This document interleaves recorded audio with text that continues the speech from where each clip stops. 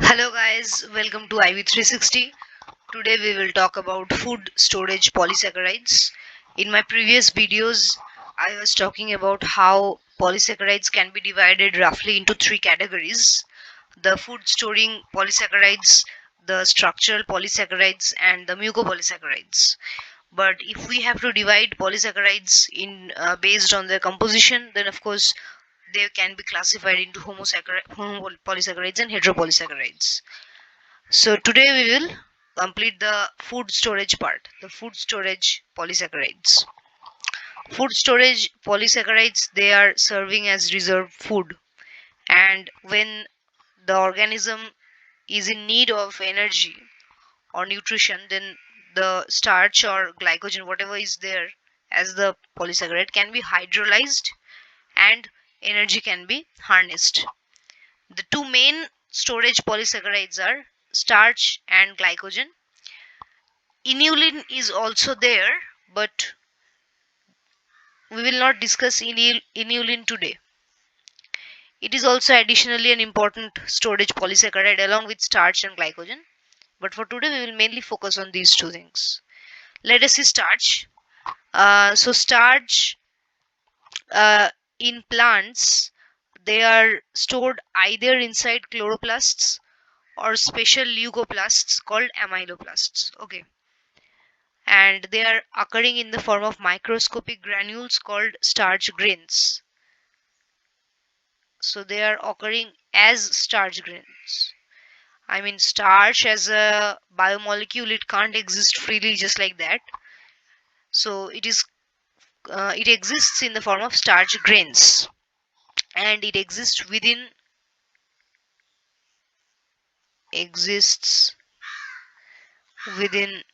chloroplast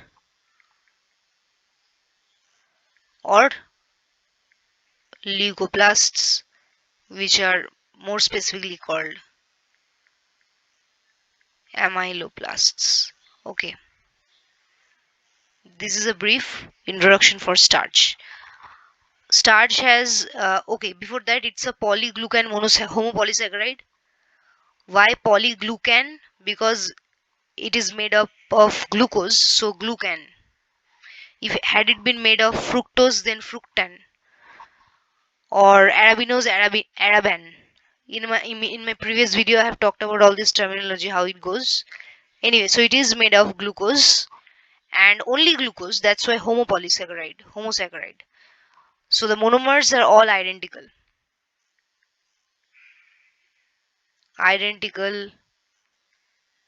monomers. That's why homosaccharide. Anyway, the main thing is its two components, amylose and amylopectin.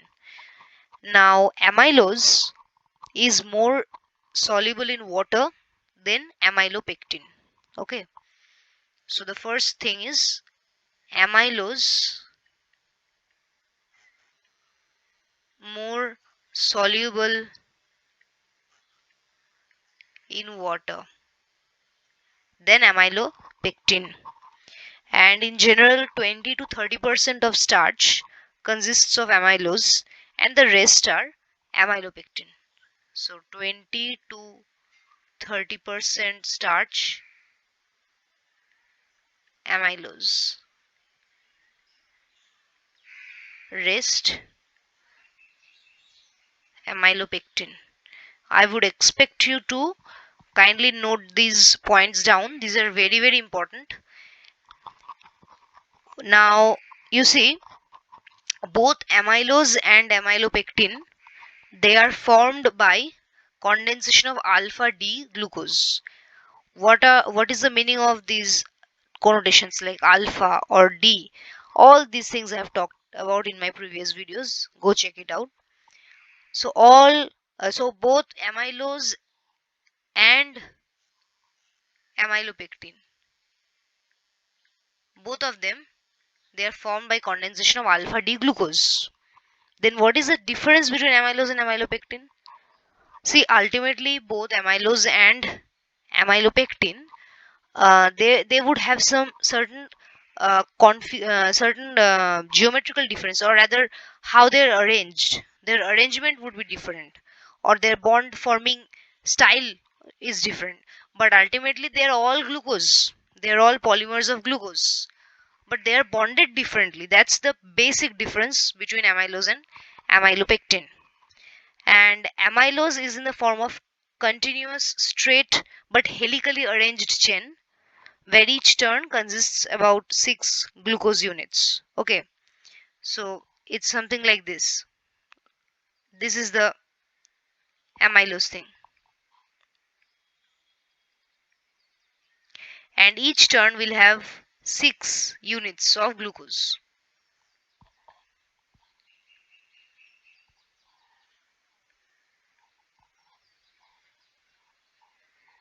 Like this here, 1, 2, 3, 4, 5, 6, something like this. So each turn will have 6 glucose monomers. Each turn with 6 glucose monomers. And what kind of glucose? Alpha D glucose. Okay, and obviously helically arranged in this fashion. And also another important thing is successive glucose units. They are linked together by 1,4 alpha linkages. 1,4 alpha linkages. Okay,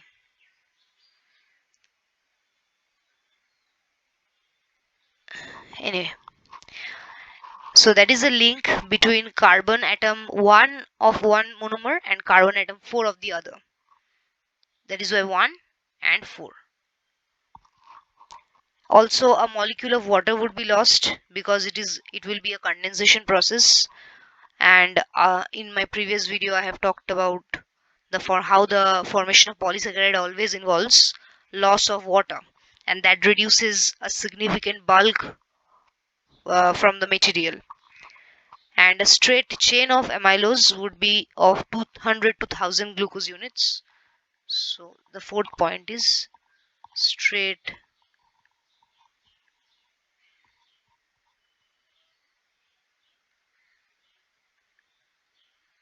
amylose chain would be 200 to 1000 glucose units.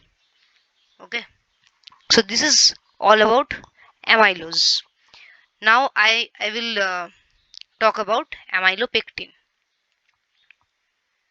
Okay, see, amylose has this kind of an arrangement, but the basic monomer is still alpha D glucose. Similarly, amylopectin is also having alpha D glucose as its basic monomer, but its arrangement is different, or rather spatial configuration is different for amylopectin. We will see that. Okay, so amylopectin consists of a large number of glucose units. We have seen amylose has 200 to 1000 glucose units, but amylopectin has 2000 to 200,000, that is 2 lakh glucose units. And besides a straight chain, it bears several chains which may be branched further. Okay, so it will not have a single chain like this, which is happening in case of amylose. So if this is a chain, it will have branches.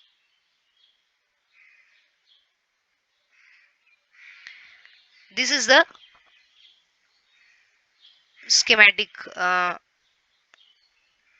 diagram of amylopectin. Okay, so besides the straight chain, it will have several side chains which may be branched further accordingly. And branching is usually at intervals of about 25 residues. Branching at intervals of That means after 24 glucose subunits there is branching, at least 25.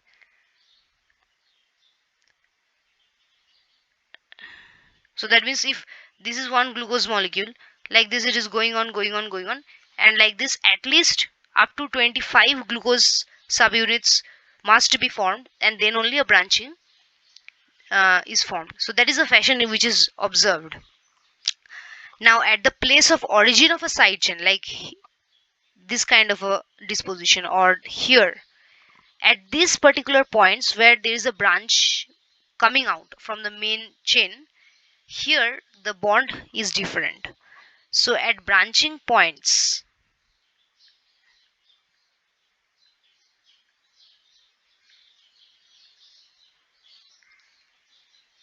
bond is 1,6 alpha linkage. Remember during amylose we saw that there was a 1,4 alpha linkage. In fact, here also there is 1,4 alpha linkage, but that is when the chain is formed here. But at these positions, just at these points, there would be this particular bonding. Okay, at these points, this bonding, and otherwise